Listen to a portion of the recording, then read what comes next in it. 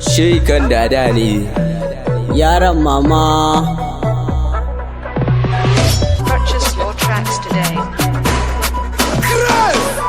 Ina gayuna yan borno maraba da ku yau ga sako mu gaye muke ba ma roƙo sala falazo babban kwaro ni dada na zama tauraro superstar babban kwaro harkar music kuma ba tsoro yaya ne ai mun zo yan borno ko yaya ne insha Allah za mu ratsa gari yaron mama da alƙawari insha Allah mu buwaye gari inda rai akwai rabo mai amfani ni ma da gayuna ku yi da ni daɗin lokaci dai sa a san da ni ko ina nake bayyana fito da ni dada na fito fili a san da ni duk wata wahala Allah ke magani yau tayin makiya ku ji da gargadi masu kushe ku zo mu buga mu gani na san ba ku samun wani ai da gani amma na san kuma kuna da ra'ayi ku fito gayuna yan Maiduguri farin cikin mata kuɗi da shagali ni da yaron mama da mu sha sha'ani.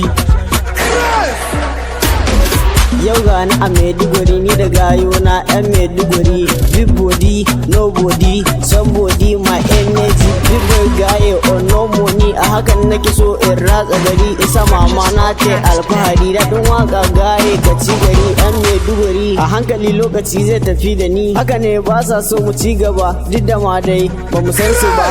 In Allah ya so za mu ci gaba. Bi iznillah za a ji mu ma. Har a so mu ma a ƙaunace mu ma. Har a yi mu ma. Kuma ai yanzu ne muka fara ma, kuma baiwar ma za ta nuna ma. Ikon rabbana za mu ci gaba, kuma girman dole ne a bamu ma. Yo yan mata sai ku rausaya, oh har ma ku girgiza. Yaran mama da dada a kan gaba, big boy gaye sele na ja gaba.